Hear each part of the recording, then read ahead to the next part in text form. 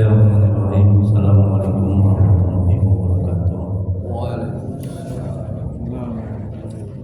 Alhamdulillahirabbil alamin wa bihi nasta'in ala umuri dunya waddin. Asyhadu an la ilaha illallah wahdahu la syarika lah wa asyhadu anna Muhammadan abduhu wa rasuluh. Allahumma shalli wa sallim wa barik ala sayyidina Muhammad abdika wa rasulika nabiyil ummi wa ala alihi wa sahbihi ajma'in. Rabbi ishrah li sadri wa yassir li amri wahlul 'uqdatam min lisani yafqahu qawli. Rabbana zidna ilma warzuqna fahma waj'alna minaz shalihin. Ya Allah ya Rabb, yang Maha Pengasih lagi Maha Penyayang, ampuni ya Allah dosa orang tua kami. Ampuni ya Allah dosa kami ya Rabb. Ampuni ya Allah dosa kaum muslimin dan muslimat yang maaf. Ya Allah, mudahkan kami mencari ilmu, mudahkan kami memahami ilmu, mudahkan kami ya Allah mengamalkan ilmu ya Allah. Ya Allah, berkahi majelis ini, berkahi rumah kami ya Allah. Amin ya rabbal alamin. Mari kita mulai kajian manajemen hati, manajemen kalbu.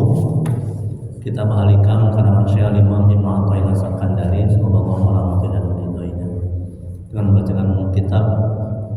Adapun pahalanya kita hadiahkan kepada Nabi Muhammad SAW, kepada sahabat-sahabatnya, kemudian kepada tabi'in, tabi'in, untuk guru-guru kita, orang tua kita, serta kaum muslimin dan muslimat pada umumnya, dan untuk Syekh Imam Ibnu Athaillah Sakandari. Terima kasih Pak Haji. Al-Fatihah. A'udzu billahi minasy syaithanir rajim. Bismillahirrahmanirrahim. Alhamdulillahi rabbil alamin. Ar-Rahmanir Rahim. Maliki yaumiddin. Iyyaka na'budu wa iyyaka nasta'in. Ihdinas siratal mustaqim. Siratal ladzina an'amta 'alaihim ghairil maghdubi 'alaihim waladdallin. Amin. Ilaihi anta maqsudi wa ridwan mahmudi ya Allah. Oleh kami tuju, ridwan oleh kami cari. Amin ya rabbal alamin.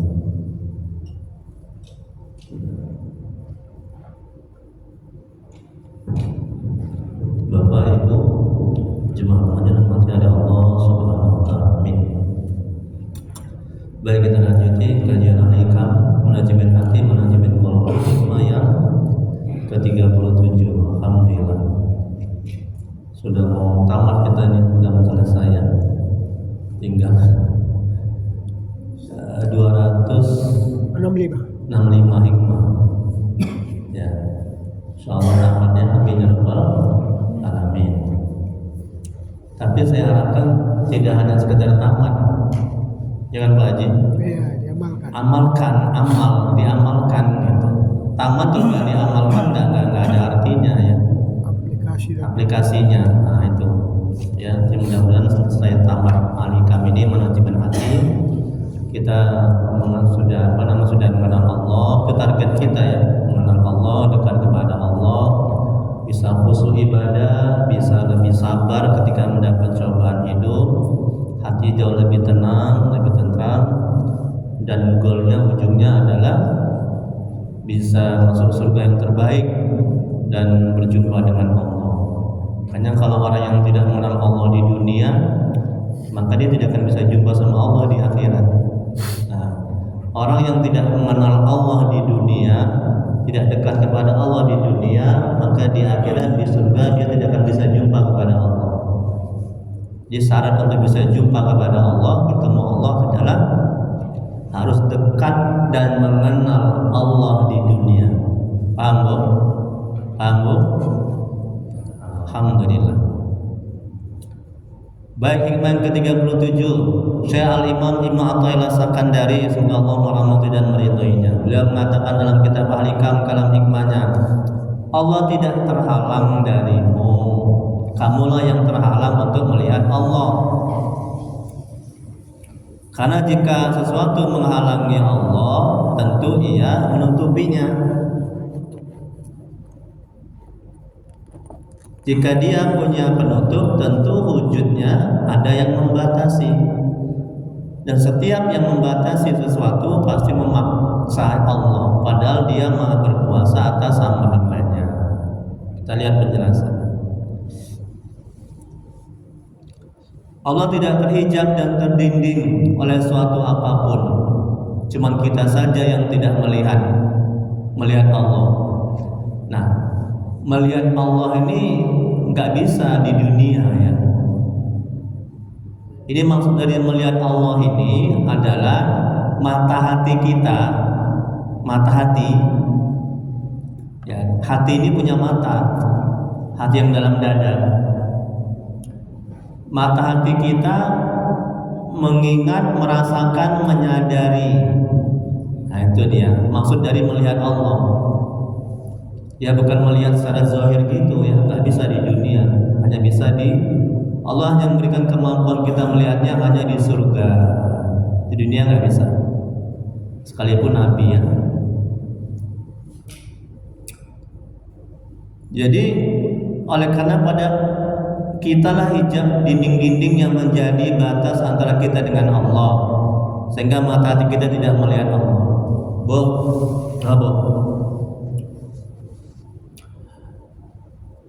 Bagaimana ciri-ciri orang yang mata hatinya bisa melihat Allah? Artinya mata hati bisa merasakan, menyadari. Ya. Ketika anak yang belum taat, mata hatinya melihat Allah, anak yang Allah yang membuat anak itu enggak taat, Allah yang menghendaki anak itu enggak taat, atas izin Allah anak itu enggak taat. Jadi kalau mata hati kita, mata zahir melihat anak itu jahat, anak belum taat, udah mata zahir nih, mata zahir. Dan nah mata hati kita melihat Allah, ya artinya mata hati kita merasakan, menyadari, udah bahwa anak yang belum taat itu Allah yang menghendaki. Atas izin Allah anak itu enggak taat, Allah yang mentakdirkan. Sudah bisa nggak kita seperti itu, Bu? Sehingga hati kita bisa bersabar, hati kita tenang. Kalau hanya mata zahir aja melihat anak itu enggak taat, anak itu bandal, ya kita akan menyiksanya, kita akan benci sebenci-bencinya, kita akan mengusirnya dari rumah. Paham, Bu? Jadi mata hati kita harus merasakan, menyadari, memahami. Ketika mata zahir melihat anak yang belum taat, ya, mata hati kita menyadari, merasakan bahwa anak yang belum taat itu merupakan kehendak Allah, atas izin Allah, takdir Allah. Pada hakikatnya Allah yang buat anak itu belum taat. Tenang hati kita, setan menjauh, nafsu itu jinak terkekang. Bagaimana agar bisa seperti itu? Bersihkan hati dengan tobat, dengan banyak berzikir kepada Allah. Mata hati akan bisa merasakan, terkondisi dia. Ya hati akan bisa merasakan, menyadari, oh ya suamiku belum taat, istriku belum taat, anak itu belum taat. Itu merupakan kehendak Allah, atas izin Allah, takdir Allah.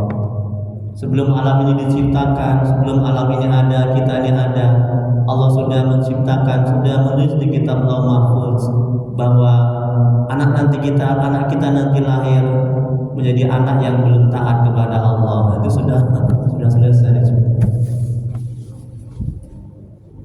Paham, Bu? Paham, Bu? Alhamdulillah. Amalkan, ya, amalkan. Kemudian berikutnya, hijab itu terbagi kepada dua bagian. Satu lagi contoh, ketika orang menzalimi kita, menyakiti kita, bagaimana manajemen hatinya? agar kita tidak berusaha untuk membalas, agar kita tidak dendam, agar kita tidak sakit hati ketika disakiti, dizolimi. Bagaimana manajemen hatinya, manajemen kalbunya? Ya.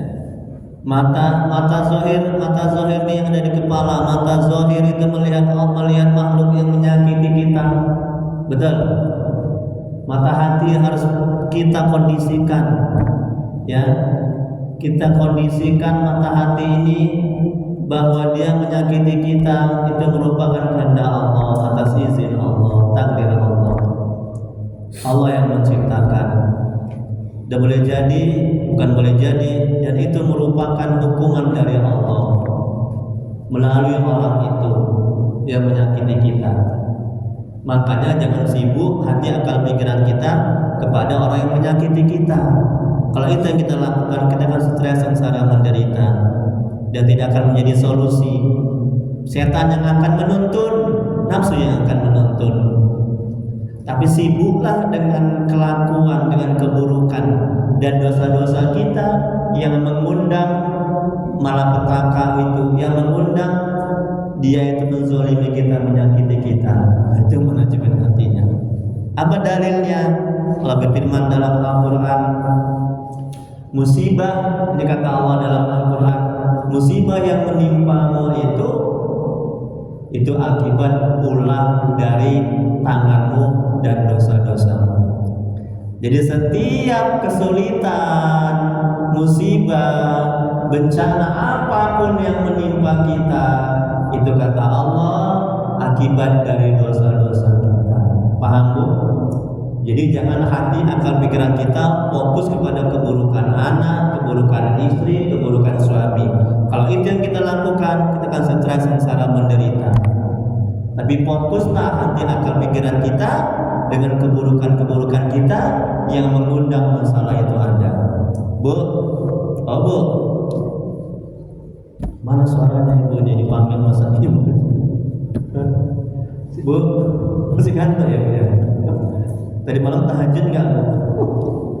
Oh, dia lari Ustaz. Bu, oh Bu, ya. Ibu tahu nggak Nabi Yunus? Tahu Ibu? Dari mana tahunya? Kenal pun belum? Dari kitab ya. Dari Nabi Yunus, dia tuh berdakwah, ya kan? Berdakwah, umatnya nggak mau ikut sebagian, dia marah, betul. Kemudian dia marah, singkat cerita dia dimakan ikan, betul kan? Nah, apa yang dia lakukan ketika dia mendapat kesulitan, sehingga Allah memberikan solusi dan memberikan jalan keluar? Ketika dia di dalam perut ikan yang besar, apa yang dia lakukan? Berzikir, bertobat, berzikir. Betul. Hati akal pikirannya nggak fokus kepada keburukan umat-umatnya. Betul. Ini tolong diamalkan. Ini sangat ampuh sekali, sangat bagus sekali. Hati akal pikirannya nggak fokus kepada keburukan umat-umatnya, tapi dia fokus, ya, konsentrasi kepada keburukannya, kepada dosanya.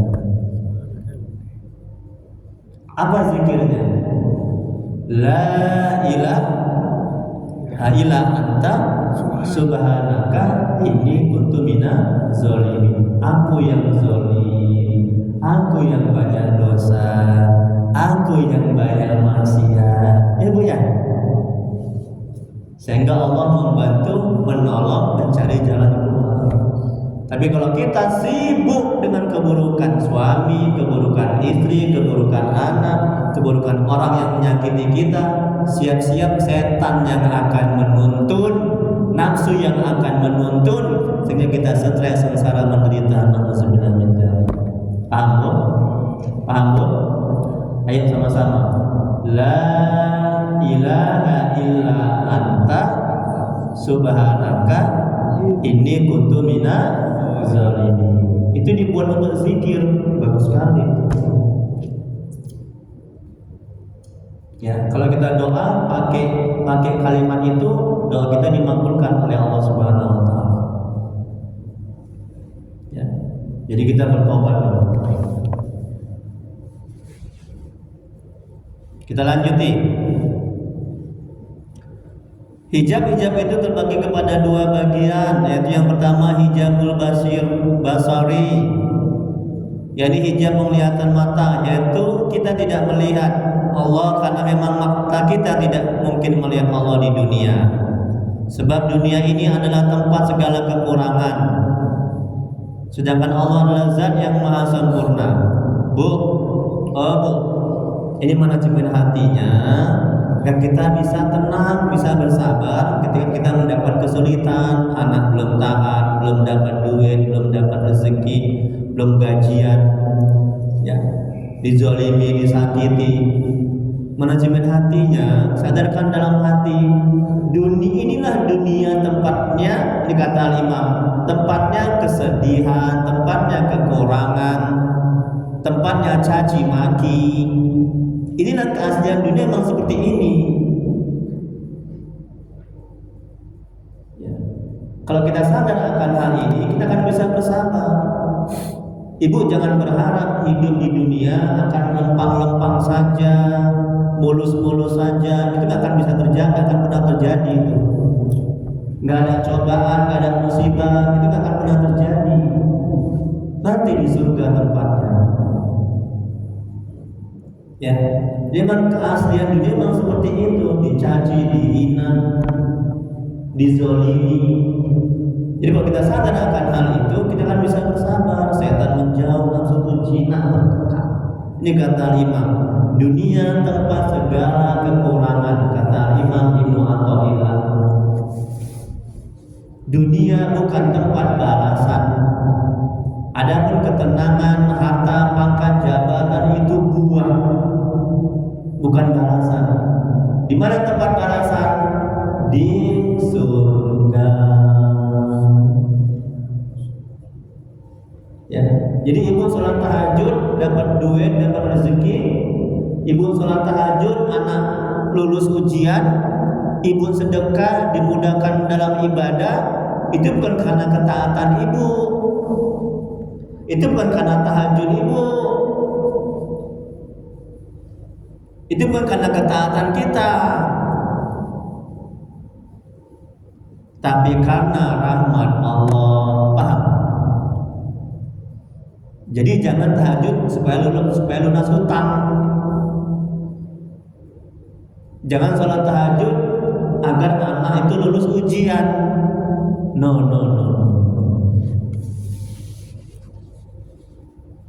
Kalau itu niat ibu, berarti niatnya salah. Berarti ibu kurang beradab. Kita kurang beradab kepada Allah.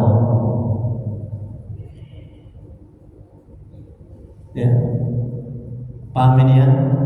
Salat tahajudlah karena Allah, mengharap ridha Allah, karena perintah Allah. Adapun hutang, anak taat, itu nanti Allah berikan. Berapa banyak yang tidak kita minta Allah berikan, betul?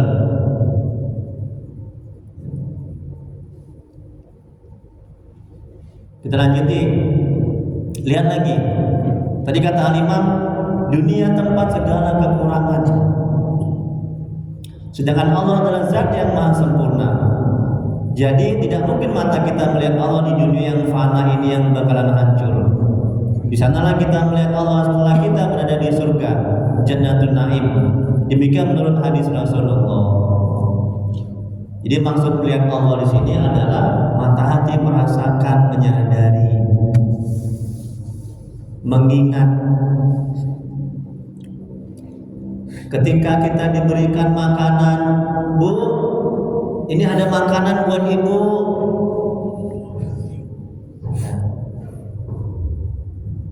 Mata zahir jangan hanya melihat si makhluk yang memberikan makanan. Kalau itu yang kita lakukan, kita akan menyembah-nyembahnya, kita akan terlalu mengaguminya, kita akan lupa kepada Allah. Tapi ketika seorang memberikan makanan kepada kita, mata zahir melihat makhluk, mata hati harus merasakan, mengingat, menyadari bahwa dia memberi makanan atas kehendak Allah, atas izin Allah, takdir Allah. Allah yang menggerakkan hatinya sehingga sampai makanan kepada kita. Dia hanya sebagai tempat sampainya nikmat kepada kita. Dia hanya sebagai dia hanya diuji oleh Allah. Ya, diuji kebaikan oleh Allah sehingga sampainya nikmat kepada kita.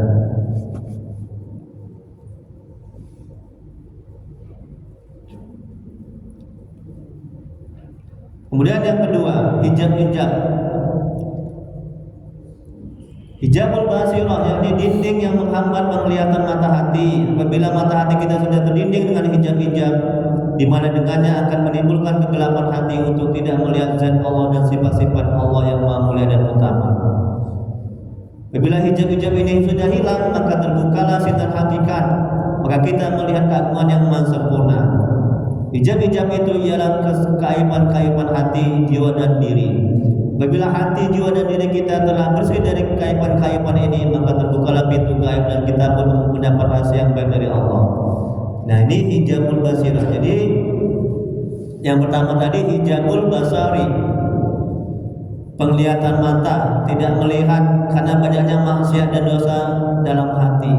Jadi ketika mata hati kita banyak maksiat dan dosa, maka hati kita tidak akan bisa merasakan, menyadari alam ini ada Allah yang menciptakan. Anak ini pintar, Allah yang membuat pintar. Suami memberi nafkah, itu hakikatnya Allah yang memberi. Orang menzalimi kita, hakikatnya Allah yang menghendaki. Kalau mata hati kita ya penuh dengan maksiat dan dosa, mata hati tidak akan bisa merasakan, menyadari dan mengingat itu semua. Yang kedua, apabila mata hati sudah bersih dari penyakit-penyakit hati, iri, dengki, takabur, sombong, maka mata hati akan bisa merasakan, menyadari ya bahwa alam ini ada Allah yang menciptakan. Anak itu taat, Allah yang membuat dia taat. Kita bisa beramal ibadah, bisa ke masjid, Allah yang menggerakkan hati kita, Allah yang menghendaki kita. Atas izin Allah kita bisa berada di sini. Dan mata hati akan bisa melihat hal-hal yang gaib-gaib, ya, yang tidak bisa dilihat oleh panca indera. Seperti yang terjadi kepada sahabat Nabi, dia mengatur barisannya ketika dia naik mimbar. Siapa namanya Pak Haji? Sahabat Nabi? Umar bin Khattab. Umar bin Khattab. Ya. Nah, ketika berperang, dia mengatur barisannya dari kejauhan, di jauh di sana. Apa kata Umar ketika dia naik mimbar? Mata hatinya tembus pandang. Wahai pasukan, kira-kira begitulah ya. Naik ke bukit, gitu ya Pak Haji ya. Mata hatinya tembus bisa melihat pasukan yang ada jauh di sana. Sehingga pasukan Umar itu naik, mereka selamat dan memenangkan peperangan. Dia mengatur barisannya itu melalui kejauhan sana. Nah, ini kata Imam Ibn Athaillah, terbuka pintu-pintu gaib di mata hati. Mata hati lebih tajam ketimbang mata panca indera. Paham bu? Tapi harus bersih dulu di hati ini dari maksiat dan dosa. Banyak tobat, banyak zikir. Ibu nanti pulang dari sini jangan lewat belakang ya Bu ya. Belakang tuh nanti ada kemacetan. Parah kali itu macetnya, ibu nggak akan bisa pulang. Mata hati tembus melihat. Paham Bu? Tapi ibadah jangan minta itu, kurang beradab. Ya Allah, aku sholat tahajud nih Allah supaya mata hatiku nih Allah bisa tembus pandang, bisa melihat hantu, gondorwo, kuntilanak. Ada jemaah saya yang mata hatinya bisa melihat makhluk-makhluk gaib. Ustaz, itu di belakang Ustaz itu itu ada seorang syekh berjubah putih tinggi kali Ustaz, pakai sorban. Ada beberapa jemaah saya yang bisa melihat di belakang saya ini. Saya nggak bisa melihat, tapi jemaah saya bisa melihat. Masya Allah, tabarakallah. Wallahu a'lam, hanya Allah yang maha mengetahui. Mungkin sampai ini dia yang bantu saya ketika saya meruqyah, mengobati orang. Ya, saya nggak tahu. Saya nggak minta dibantu, tapi dia datang sendiri. Bu, bisa nggak melihat di belakang saya ini? Ada. Ya, ada berapa kali saya meruqyah, ada jemaah saya bisa melihat itu di mata hatinya. Ya Bu ya, ini tadi kata Al-Imam, terbukalah pintu gaib. Ya, mata hati, mata batin. Kemudian berikutnya, seorang bertanya kepada Syekh Junun Al-Misri, semoga Allah merahmati dan meridhoinya, apakah hijab yang paling halus dan yang paling bersunatan? Saya menjawab, melihat diri dan mengaturnya. Maksudnya yaitu melihat diri dan mengurusnya, yakni mengarahkan pikiran, daya dan usaha pada memikirkan alam jasmania saja, sehingga menghambat mata hati terhadap kepada Allah. Nah, ini kalau kita hidup hanya memikirkan jasmani, tidak ibadah, tidak sholat, tidak taat, ya, itu mata hati akan terhijab tebal. Mata hati tidak akan bisa merasakan, nggak akan peka ketika ada orang susah. Hati nggak tergerak untuk membantu. Ketika ada orang yang bodoh, mata hati nggak akan tergerak untuk mau mengajari.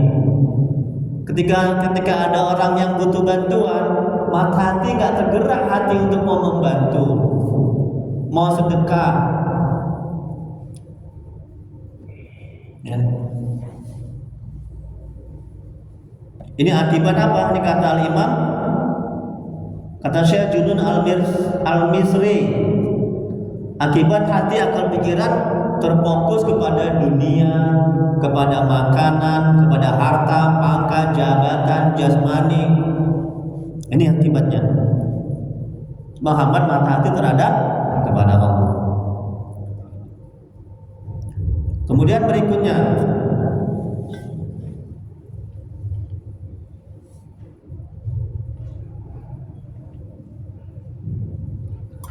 ketahuilah andainya Allah terdidik oleh sesuatu, tentu zat Tuhan dan sifatnya tidak mempunyai keluasan yang maha luas dengan arti yang seluas-luasnya. Tentu sudah ada yang membatasinya, dan tentu yang membatasinya itu berkuasa atasnya. Padahal keadaan ini adalah mustahil pada akal. Allah itu tidak terdinding, Allah itu tidak terhijab, Allah itu tidak terkungkung, Allah tidak di dalam kandang, tidak di dalam rumah.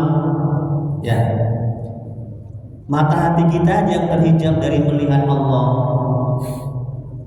Ya, sekali lagi, melihat Allah maksudnya mata hati merasakan, menyadari, bukan melihat zat Allah ya, karena zat Allah tidak bisa dilihat di dunia. Apa kata Allah dalam Al-Quran? Quran soal Al-An'am ayat 17 sampai 18. Jika Allah menimpakan kemelaratan atau bala kepadamu, tiada yang akan menghilangkannya melainkan Allah. Dan jika Dia menurunkan kebajikan atasmu, maka Dia berkuasa atas sesuatu. Dia yang berkuasa atas segala hambanya. Dia bijaksana lagi maha mengetahui. Allah maha kuasa, Allah maha kandang. Tidak mungkin Dia terhijab, terdinding, terkungkung. Itu tidak mungkin, mustahil. Mata hati kita yang terhijab dari melihat Allah. Melihat Allah maksudnya mata hati merasakan, menyadari, mengingat. Ya. Terus sekali lagi, jangan beranggapan kita melihat Allah di dunia. Ya. Berikutnya Bu, halaman 2. Ada pertanyaan di sini, silakan Bu, sebelum dilanjuti. Jangan ceramah aja, nanti bosan nggak hidup. Jadi nggak hidup pengajian itu. Ya silakan Pak Haji. Alhamdulillah. Masih berkenaan dengan ini dulu ya. Nanti kalau misalnya sudah selesai, nah boleh yang lainnya, kajian fikih, tauhid, kajian apalagi segala macam kajian setelah nanti pengajian ini untuk sementara berkenaan dengan ini dulu ya. Apa kabar Pak Haji, sehat Pak Haji? Alhamdulillah. Terima kasih Pak Haji, semoga Allah balas sampaikan Pak Haji ya. Amin. Silakan Pak Haji. Waalaikumsalam warahmatullahi wabarakatuh. Allah itu kan bersifat udah dan tidak kuasa dan berkehendak. Ya, Allah Maha Kuasa dan berkehendak, pintar. Kalau kita Ya, hanya mengharapkan dari kehendak Allah, kalaulah kita hanya mengharapkan dari kehendak Allah, kalau kita hanya mengharapkan ridha Allah, kalau kita mengharapkan hanya dari kehendak Allah, kalau kita hanya mengharapkan dari keridhaan Allah, tapi manakah letak ikhtiar kita? pintar, alhamdulillah. Kalau kita hanya mengharapkan ridha Allah, dari manakah letak ikhtiar kita? Di mana? Gitu ya. Di mana letak ikhtiar kita kalau kita hanya mengharap ridha Allah? Di mana? Di mana, Bu? Ya. Kita usaha, kita ikhtiar agar menjadi ladang amal ibadah. Kita nggak usaha saja Allah kasih, betul, betul kan? Apalagi kita nggak usaha, apalagi kita usaha. Itu yang pertama. Jadi ikhtiar yang kedua, usaha itu bukan untuk menghasilkan apa yang kita inginkan. Kalau itu yang ibu lakukan, ibu akan stres, sengsara, menderita ketika apa yang ibu inginkan tidak terjadi. Umpama ya, ibu ingin mendapat uang, ibu usaha untuk mendapatkannya, ikhtiar dengan bekerja. Udah? Nah, kalau tujuan ibu usaha untuk mendapatkan uang,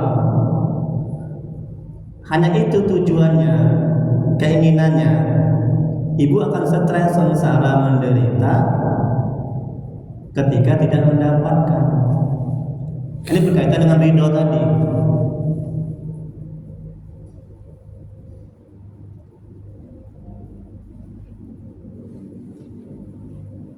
Jadi usaha itu perintah Allah, itu ibadah. Adapun hasil itu Allah yang memberi, itu wilayah Allah, bukan wilayah kita. Paham ini?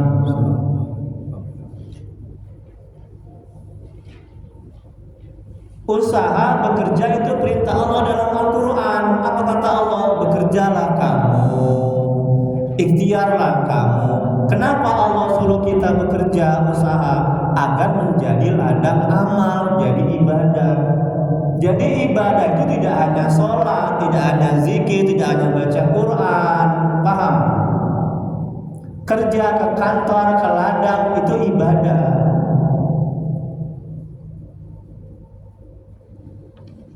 Paham kan, Bu? Adapun hasil itu wilayahnya Allah, Allah yang menentukan. Nah, ini manajemen hatinya agar kita tidak stres, sengsara, menderita ketika apa yang kita usahakan belum berhasil. Adapun dengan ridho tadi adalah niat kita di awal, kita bekerja mengharap ridho Allah. Apa arti ridho Allah? Artinya Allah menyukai apa yang kita lakukan, Allah menyenangi, Allah mengabulkan apa yang kita lakukan, Allah melihat apa yang kita lakukan, Allah merahmati apa yang kita lakukan. Itu dia dimaksud dengan ridho Allah.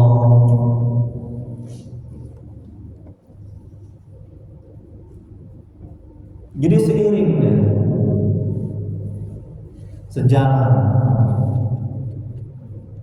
Contoh lain, ibu berusaha supaya anak ini taat soleh. Ibu masukkan dia ke pesantren misalnya, ajari agama. Itu bagian dari usaha ikhtiar. Udah.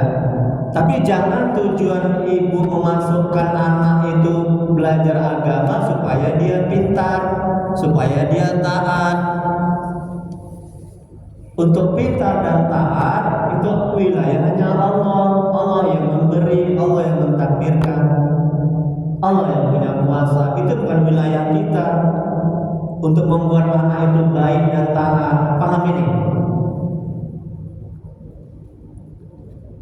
Wilayah kita hanya berusaha, hanya ikhtiar untuk menjadikan anak itu taat. Nah, ketika anak itu belum taat, kalau kita sadar akan hal itu, hati akal pikiran kita nggak stres, sengsara dan menderita, dan gak ada ruginya buat kita. Usaha kita sudah menjadi ladang amal, ladang ibadah. Ya Allah, aku udah masukkan anak ini ke pesantren, madrasah, aku ajari agama, aku serahkan semuanya kepadamu ya Allah. Adapun yang memberikan hidayah, yang membolak-balikkan hati itu adalah Allah, bukan kita. Tugas kita mendidik anak. Mendidik itu bagian dari ikhtiar usaha. Adapun yang membuat anak itu baik, anak itu soleh adalah Allah Subhanahu wa Ta'ala. Untuk baik bukan tugas kita, bukan wilayah kita. Usahakan kita.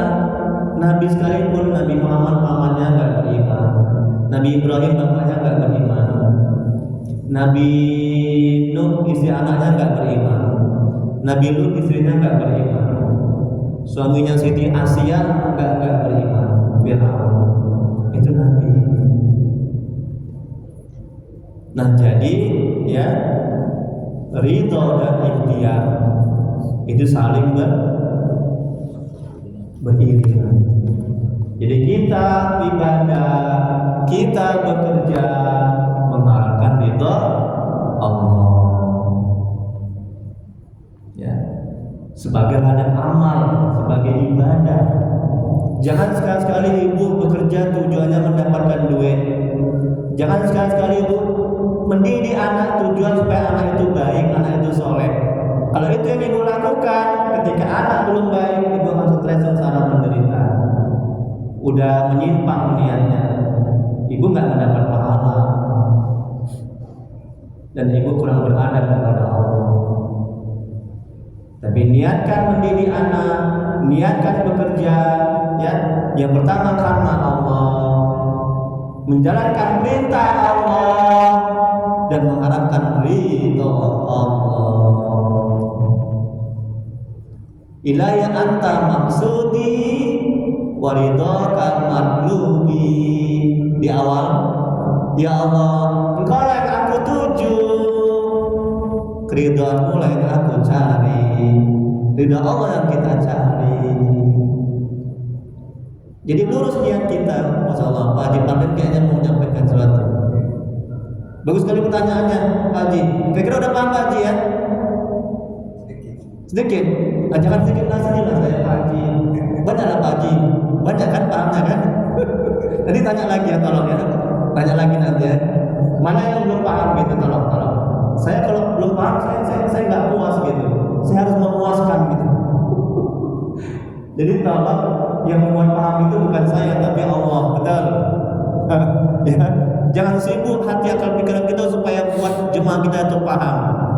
Yang penting kita berceramah, mengajarkan karena Allah, menjalankan perintah Allah dan mengharap ridha Allah. Allah akan membuat hati Pak Haji dan ibu-ibu akan paham. Betul. Tenang hati saya.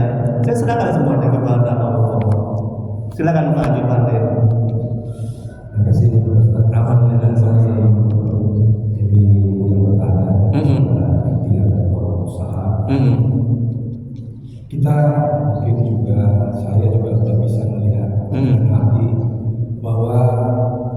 khusus untuk di Masjid Istiqomah dengan 500 kakak, 400 kakak, kemudian jumlah yang hadir di sini tidak sebanding dengan jumlah totalnya.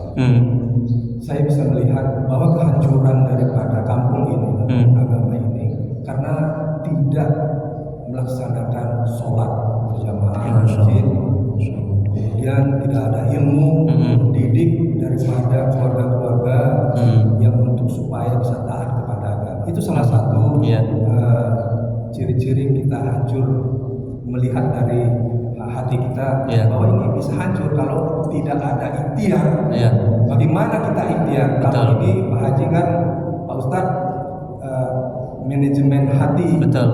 Kita ini kebetulan pengurus BKR. Bagaimana manajemen masjid untuk mengajak daripada jamaah-jamaah atau masyarakat di sini supaya kita tidak hancur, karena kita lihat kehancuran itu sudah di depan mata.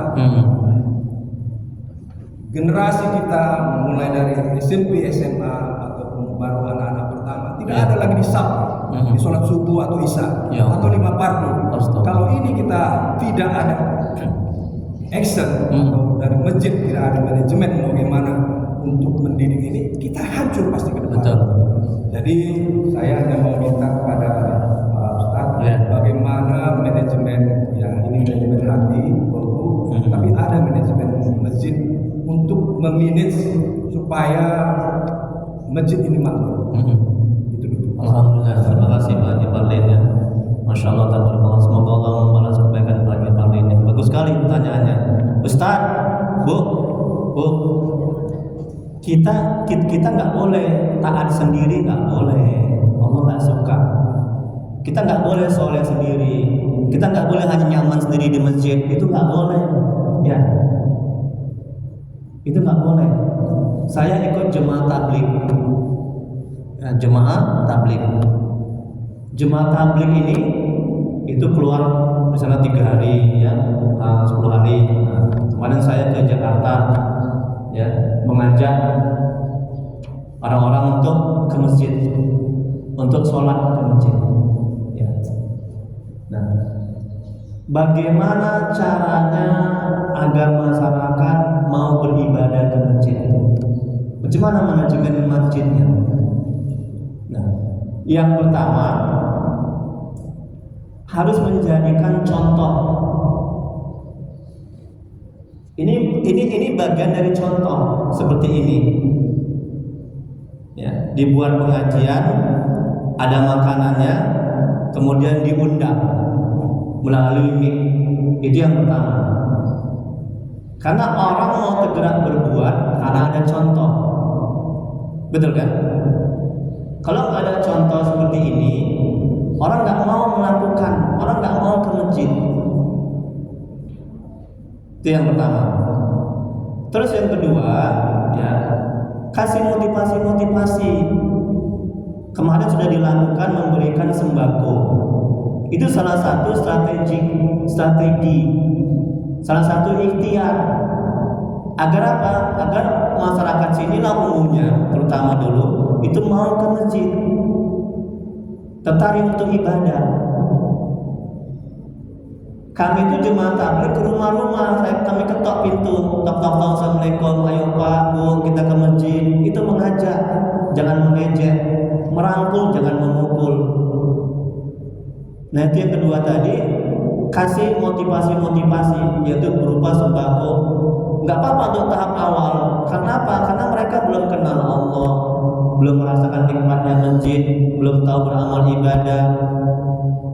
Kalau mereka sudah kenal Allah, dekat kepada Allah, nikmatnya ke masjid, nikmatnya sholat, tanpa sembako, mereka akan mau ke masjid. Betul? Itu yang kedua. Nah, terus yang ketiga, jangan berhenti untuk mengajak mereka. Nah, usahakan juga ke rumah-rumah, kayak jemaah tabligh itu lebih mengena ke hati, seperti yang dilakukan Rasulullah SAW. Ayo Pak ke masjid, ayo Bu ke masjid. Karena masjid ini tempat yang suci, udah. Nah, disinilah tempat rahmat hidayah Allah turun. Bukan di rumah, bukan di warung kopi. Kalau mereka sudah kita bawa ke masjid, insya Allah mereka akan mendapatkan hidayah, mendapatkan rahmat Allah.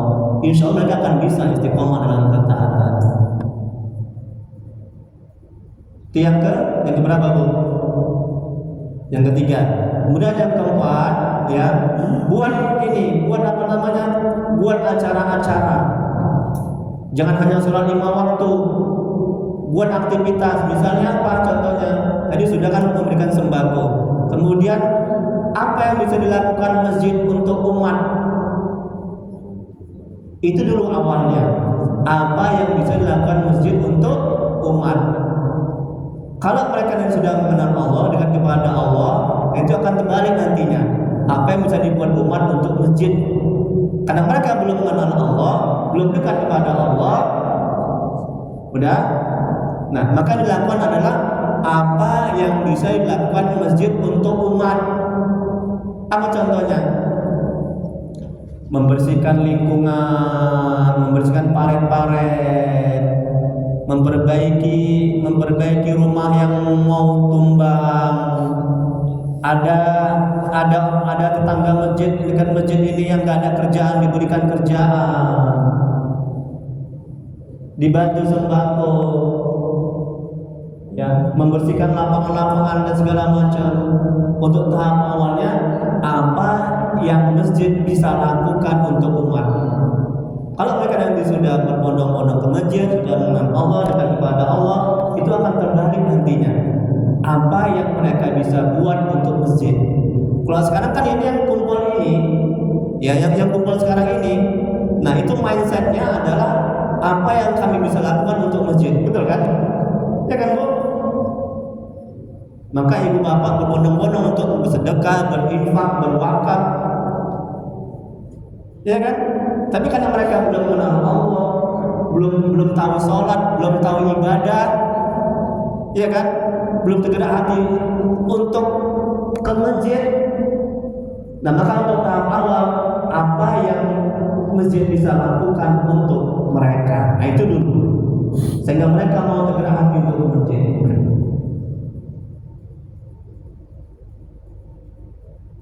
Dan kemudian apa lagi? Yang keberapa sekarang? Yang kelima, bagaimana manajemen hatinya masjid agar umat ini mau tergerak ke masjid? Nah, masjid jangan hanya dijadikan tempat sholat, tapi dibuat tempat sebagai madrasah. Buat di sini tempat misalnya belajar anak-anak Iqra, belajar bahasa Inggris, ya, belajar apa lagi? Belajar tempat pendidikan, kursus-kursus. Kemudian yang terakhir, dibuat juga masjid ini sebagai tempat apa? Tempat bisnis. Artinya apa? Bagi orang-orang yang kesusahan ekonomi, mungkin ada donatur, bisa diberikan bantuan sehingga dia mau ke masjid. Seperti yang dilakukan masjid Joko Karyan, ya. Itu sholat subuhnya seperti sholat Jumat, betul?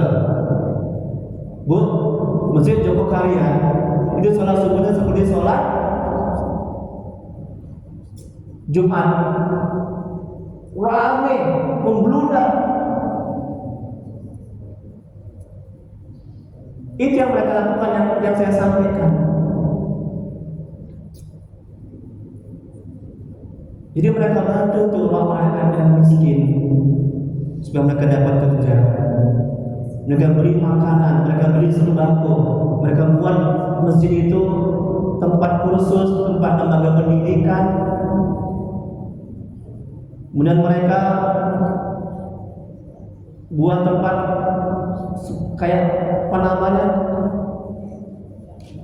ada pekerjaan sehingga yang dekat masjid itu mau dia ke masjid. Nah, insya Allah kalau dilakukan yang 5 ini tadi, ya, maka masjid itu akan bisa berkembang, bisa maju, dan bisa tepat sebagai peradaban umat. Dan masyarakat di sekitar masjid ini akan memakmurkan masjid. Jadi nggak boleh kita hanya tinggal diam. Yang penting aku taat, yang penting aku soleh, yang penting aku aja ke masjid, itu nggak boleh. Allah nggak suka. Ya, kita harus peduli. Tidak hanya pengurus, Bu, tidak hanya pengurus, ibu-ibu juga yang bukan pengurus, kewajiban kita semua. Jangan hanya dibebankan sama pengurus masjid, karena ini kewajiban kita, umat. Ya. Ini wallahu a'lam bishawab. Ada lagi yang lain? Ya, silakan. Ibu dulu. Ibu ada? Ya, silakan, Bu. Tadi Ibu yang saya kasih ini 5 tadi udah paham tadi ya, bagaimana manajemen hatinya untuk mengembangkan masjid. Udah paham tadi Ibu ya? Udah ngerti ya? Ya, insyaallah kita bisa kita amalkan ya, Bu ya. Ya, saya juga begitu. Saya mengajak tetangga saya, orang-orang ayo ke masjid. Ya. Assalamualaikum warahmatullahi wabarakatuh. Iya. Jadi bagaimana ya Ustaz? Kalau kita orang tua ini kan suka mendatangi majelis ilmu. Ya, orang tua suka mendatangi majelis ilmu kayak seperti inilah ya. Orang tua suka kemari ya. Bagus, pinter, alhamdulillah.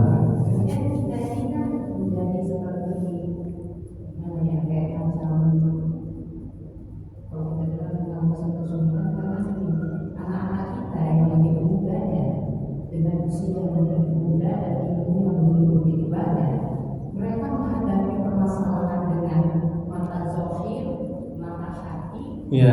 Dunia kerja Ustaz, di dunia kerja. Oh, jadi anak-anak kita ini menghadapi persoalan dengan mata zahir mereka ya di dunia kerja ya.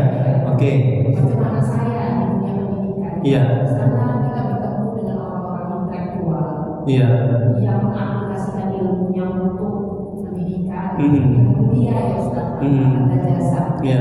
Tapi kadang-kadang staf-staf itu, karena saya mungkin salah satu di antara staf-stafnya. Iya.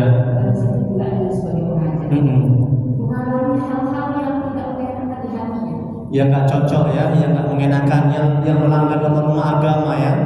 Oke. Tidak itu ya Ustaz. Sementara penerapan ilmu saya kepada anak-anak kita ini, saya dapatkan pengajian ilmu yang saya harus seperti ini dan majelis ilmu ini. Saya terapkan kepada dunia anak saya. Mereka tetap selalu ikhlas. Betul. Sabar. Iya. Kalau dihujat. Betul. Dihina, dicaci ya. Atau diceritakan di belakang. Iya betul. Kita hanya milik Allah. Betul, pintar. Jasa kita ini adalah Allah yang menciptakan. Betul. Tergoda hati untuk membenci. Iya. Itu manajemen hatinya ya. Iya. Supaya tidak tergoda dia untuk membenci awalnya. Iya. Pemimpinnya sekarang. Pintar. Jadi bagaimana ya Tuhan? Kadang-kadang anak-anak itu selalu bilang, kami masih muda. Iya. Kami masih butuh proses waktu. Masya Allah. Untuk bisa memahami apa yang sudah Mama pahami. Iya. Bagaimana kamu mengatakan apa doa-doanya Ustaz, apa amalan-amalannya sehingga Iya. kita misinya bersama akan menuju surga. Masya Allah. Kita ingin melihat hati anak kita ini. Masya Allah. Masya Allah. Assalamualaikum. Assalamualaikum sekali Ibu ya. Alhamdulillah. Semoga Allah membalas kebaikan Ibu ya. Iya. Ustaz, ini saya punya anak. Ya, dia bertanya kepada saya, kami ini kan masih muda, ya, dan butuh proses untuk menjadi orang yang bisa istiqomah, orang yang taat gitu, orang yang soleh dan soleha. Jadi bagaimana caranya? Ya, bagaimana caranya ketika terbentur masalah-masalah atau kesulitan dalam pekerjaan gitu ya. Bagaimana manajemen hatinya agar bisa bersabar gitu ya. Nah, menghadapi itu semua. Dan tadi juga sebagian sudah Ibu jawab tadi bahwa kita ini kalau mata hati, akal pikiran kita sadar kita ini milik Allah, yang seperti Ibu katakan itu yang pertama ya caranya. Kalau mata hati, akal pikiran kita sadar kita ini milik Allah, ya punya Allah. Ini semua kan titipan, ya, nyawa, badan semua titipan, ya. Nah kalau kita sadar akan hal ini, kita akan bisa bersabar. Tapi kalau kita nggak sadar, merasa ini milik kita akan berusaha membalas, kita akan dendam. Nah itu yang pertama. Nah terus yang kedua, agar kita bisa sabar adalah, ya lagi-lagi tadi masjid. Nah bawa anak-anak kita ke masjid. Sekali lagi tadi seperti yang tanya sama Pak Haji Parle, karena masjid ini tempatnya hidayah, masjid ini tempatnya rahmat Allah, masjid ini tempatnya membersihkan hati. Orang yang istiqomah dalam ke masjid, ya hatinya jauh lebih tenang, jauh lebih bersih. Allah akan memberikan hidayah, memberikan rahmat kepada Allah. Jangan sholat di rumah, tapi sholat di masjid. Makanya Nabi bilang, Rasulullah SAW bersabda, barang siapa yang mendengar azan, dia sholat di rumah, maka sholatnya nggak sempurna. Ya. Kecuali dia tidak mendengarkan azan, atau dia ada uzur, misalnya dia lagi bekerja nggak bisa ditinggal, maka boleh dia sholat di rumah. Kalau mendengar azan, sholat ke masjid. Nah, jadi yang kedua caranya agar bisa bersabar hati ini, bawa anak-anak itu ke masjid. Apalagi ini sekarang menuntut ilmu. Nah, terus yang ketiga, bagaimana manajemen hatinya? Ya, terus ingat kaji kita di awal, ya. Kita mendidik anak bukan supaya dia bisa sabar, supaya dia pintar, karena itu bukan wilayah kita. Kita mendidik anak, ya, akhlak dia, agama dia, itu perintah Allah, itu bagian dari ibadah, ikhtiar. Sadarkan dalam hati seperti itu. Jangan kita menasihati dia supaya dia sabar. Jangan kita mendidik anak supaya dia sabar. Itu akan bisa terjadi. Ibu salah niat seperti itu. Paham ini kan? Karena untuk bisa sabar itu Allah yang memberikan ke dalam hatinya, bukan kita. Jadi ketika kita sudah mendidiknya, mengajarinya dia menjadi sabar, kita akan bisa dekat dan mengenal Allah. Kita akan bisa bersyukur kepada Allah. Ketika dia belum sabar, belum bisa sabar, belum taat, kita nggak stres, sengsara, menderita. Karena tujuan kita mendidik, menasihati, membimbing, mengajar ke masjid itu hanya semata-mata menjalankan perintah Allah, bagian dari ikhtiar usaha seperti yang Pak Haji bilang. Kenapa Allah menyuruh kita untuk mendidik? Hikmahnya adalah supaya apa? Supaya kita punya ikhtiar, punya usaha di ladang pahala. Kalau kita nggak ikhtiar, bisa nggak anak itu taat? Kita nggak usaha, bisa nggak anak itu taat? Bisa, bisa kan? Bisa kan? Bisa, ya kan? Kalau Allah mau berkehendak kan kun fayakun, betul kan? Jadi maka jadilah, itu kan kata Allah. Tapi kan itu bukan perintah Allah supaya tidak mendidik anak. Jadi Allah menyuruh bekerja, Allah menyuruh berusaha, ya. Itu hikmahnya agar menjadi ladang pahala, menjadi ibadah. Ya, paham itu kan? Nah, jadi tadi yang kedua tadi supaya anak itu sabar. Yang pertama apa tadi? Supaya anak itu sabar. Ya. Ajak sholat berjamaah ke masjid. Yang kedua, nasihati, bimbing ilmu-ilmu agama. Ya, terus nasihati. Nah, terus yang ketiga, nah buat rumah itu sebagai madrasah, tempat mengaji, belajar Quran. Rumah saya buat seperti itu. Subuh saya mengajar kajian manajemen hati. Maghrib saya mengajar kajian manajemen hati. Rumah saya buat begitu. Tempat merukian, saya buat sepandu itu. Silakan masyarakat Minggu malam Senin itu ada pengajian di rumah, datang ibu ke rumah, ada spanduknya dan mengajak. Nah kayak ini juga kita ini ngurus masjid nih, ajak ibu juga ajak, ayo tetangga, ayo ke masjid yuk, ayo ke masjid, ada pengajian, ayo sholat ke masjid, kewajiban kita loh. Jadi saya nggak hanya pintar ngomong, saya juga buat di rumah. Udah, apa tadi yang ketiga? Buat sebagai madrasah di rumah. Udah. Nah yang keempat, apalagi agar anak itu bisa bersabar. Doa ibu lah yang paling mustajab. Ya, sholat tahajud, bangun malam, berbanyak zikir, berbanyak ketaatan, minta kepada Allah. Agar apa? Agar agar anakku ya Allah bisa bersabar ketika mendapat kesulitan-kesulitan dalam kerjaannya. Bimbing anakku ya Allah. Banyak air mata taubat. Ya, itu akan menyelesaikan masalah, akan memberikan solusi. Allah akan membimbing, mengarahkan, ketimbang ibu lebih fokus kepada keburukan anak. Kau anak bodoh, anak tolol, gitu aja kau nggak bisa bersabar kau. Nah cengeng kau. Kan sering begitu orang tua kan. Makanya kau belajar kau. Dia asik kita menyalahkan, asik kita marah-marah kepada anak, itu nggak akan menyelesaikan masalah. Itu setan yang akan menuntun, nafsu yang akan menuntun. Yang terakhirlah satu lagi, ya, agar lagi tenang hati ini, ya, evaluasi introspeksi diri, lihat keburukan kita sebagai orang tua. Nah itu yang terpenting. Tadi kan Nabi Yunus, la ilaha illa anta subhanaka inni kuntu minaz zalimin. Aku yang zalim ya Allah sebagai orang tua, aku yang banyak dosa.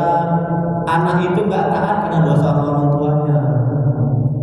Jangan mimpi anak mau taat, anak mau soleh kalau orang tuanya nggak soleh. Itu jangan mimpi. Paham bu? Ya. Jangan mimpi anak itu mau bisa bersabar, dia dimudahkan dalam kerjaannya. Kalau orang tuanya nggak sabar, kalau orang tuanya nggak taat, jangan mimpi. Kalau anak itu mau sabar, mau taat, mau solehan, mau dimudahkan dalam pekerjaannya, orang tuanya mesti taat, mesti sabar, mesti solehan, mesti ke masjid.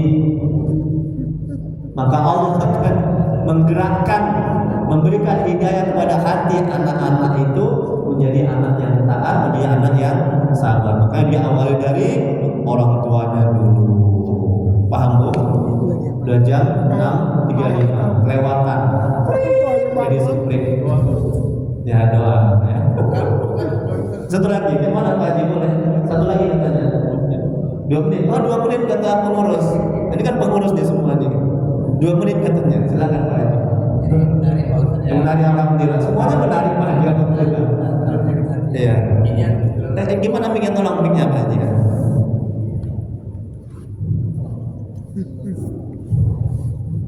Terima kasih Pak Ustaz. Ya. Ini yang judul kali ini yang mungkin saya tanyakan, dilema para suami. Dengar bu, ini menarik nih bu. Ini Dilema para suami. Ini mau bicara ada. Iya. Ini yang maksudnya suami ini. Dengan keadaan ekonomi yang pas-pasan. Dengan keadaan ekonomi yang pas-pasan. Bahkan kurang. Dihadapkan dua penentuan. Dihadapkan dua penentuan. Di sisi sebelah itu ada orang tua yang membutuhkan. Di sisi sebelah ada orang tua yang membutuhkan. Sebelahnya ada anak istri juga membutuhkan. Di sebelah sisi yang lain juga ada istri dan anak yang membutuhkan.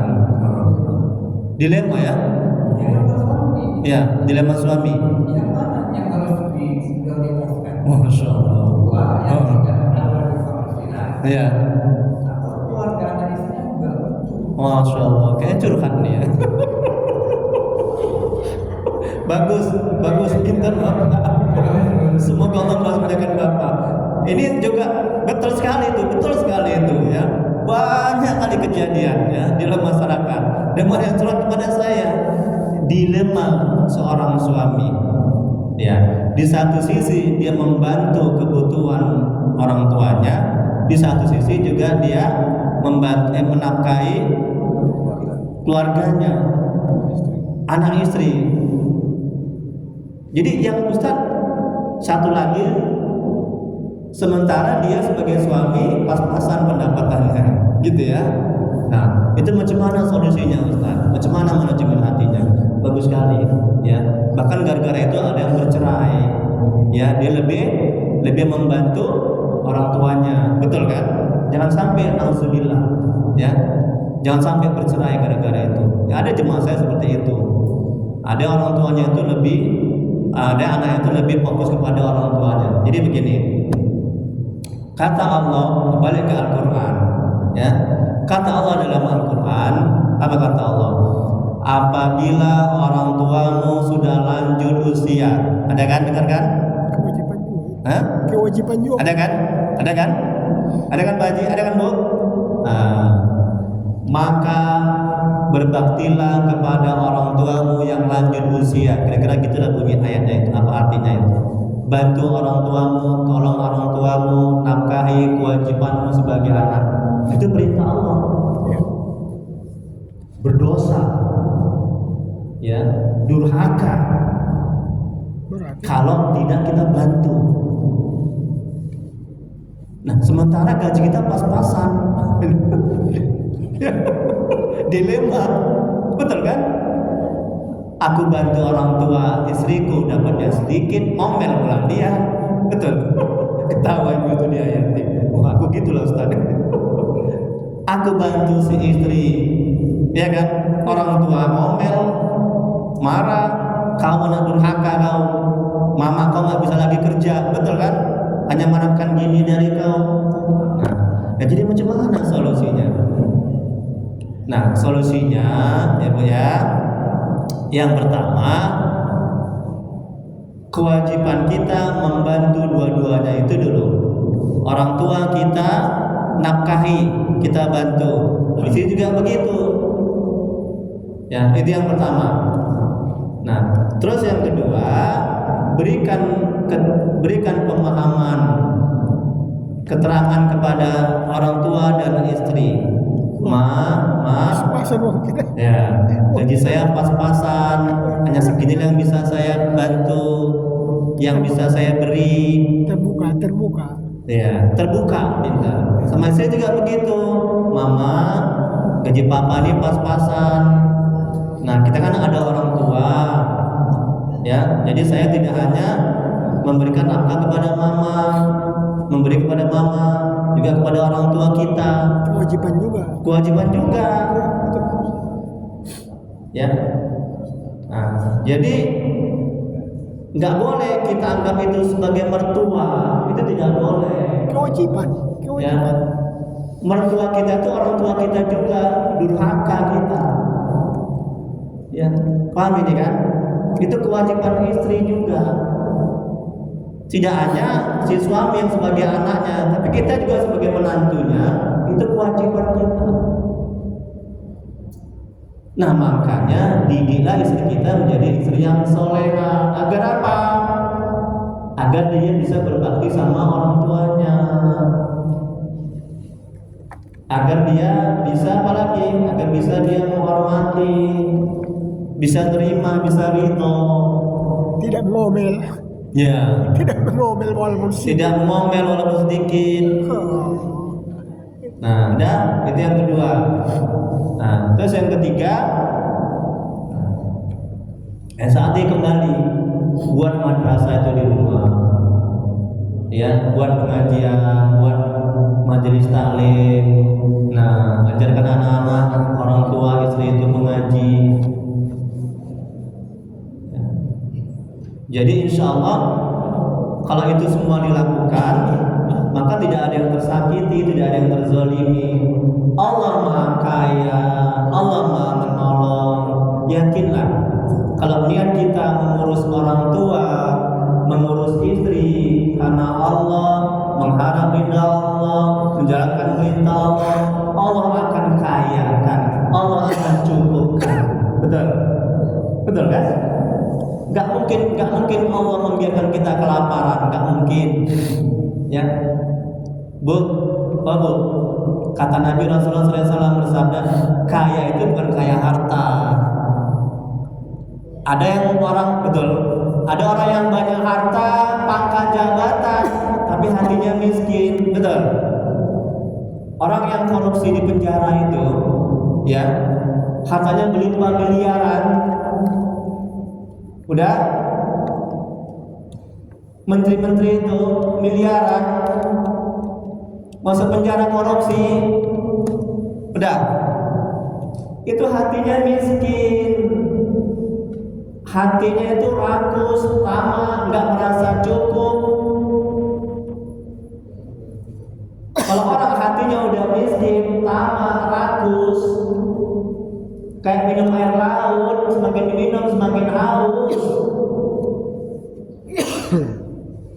Paham itu kan? Tapi kalau hati kita qanaah, merasa cukup, ya, hati kita tenang, hati kita mengenal Allah, dekat kepada Allah, itu yang kaya hati.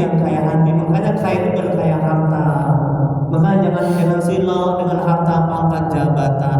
Jangan silau, ya. Itu nggak buat kita bahagia, ya. Yang membuat kita bahagia adalah hati yang mengenal Allah, hati yang bersih, hati yang dekat kepada Allah, hati yang dekat kepada masjid. Ya, insya Allah ya Pak Haji, ya, Allah akan cukupkan rezeki, Allah akan kasih rezeki yang melimpah. Tapi syaratnya bertakwa, jalankan perintah Allah dengan kemarah Allah, beriman dan bertawakal kepada Allah. Doa kita ya. Astagfirullahaladzim. Nanti selebihnya nanti kalau ada yang paham bisa di WA. Ya. Astagfirullahaladzim. Allahumma salli ala Sayyidina Muhammad. Allahumma salli ala Sayyidina Muhammad. Allahumma salli ala Sayyidina Muhammad. Bismillahirrahmanirrahim. Alhamdulillahirabbil alamin. Alhamdulillahi ya Rabbana alhamdulillah kama yanbaghi li jalali wajhika wa 'azimi sultanik. Allahumma shalli ala sayyidina Muhammad sallallahu alaihi wasallam. Ya Allah, ya Allah, ya Allah, masih lagi berkahnya dengan keberkahan dari Muhammad sallallahu alaihi wasallam. Pokoknya sama-sama dengan keberkahan kemuliaan amal ya Allah. La ilaha illa subhanaka inna kunna minaz zalimin. Ampuni ya Allah dosa orang tua kami. Ampuni ya Allah dosa orang tua kami yang telah mendahului kami. Jauhkan mereka dari siksa kubur. Jadikan kemudahan mereka taman-taman surga-Mu. Tempatkan mereka di surga sebagai surga ya Allah. Ya Allah, ampuni dosa dan maksiat kami ya Allah. Ampuni sebesar apapun masalah kami. Ampuni sebesar apapun masalah kami. Terima ibadah kami, terima tobat kami, kasihkan kami ya Allah. Ya Allah, ampuni dosa kaum muslimin dan muslimat al-ahya di rumah. Ya Allah, mohon ya Allah, jadikan rumah tangga kami rumah tangga yang sakinah mawaddah warahmah. Jadikan anak kami muslim dan soleh, dan jauhkan kami dari musibah dan bala bencana ya Allah.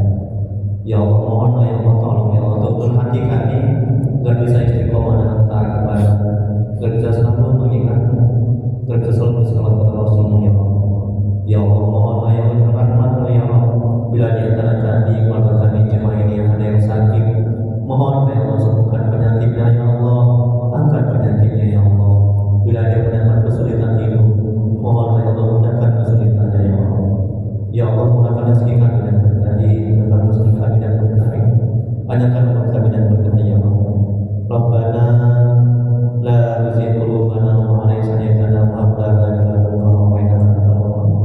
Rabbana atina fid dunya hasanah wa fil akhirati hasanah wa qina adzabannar.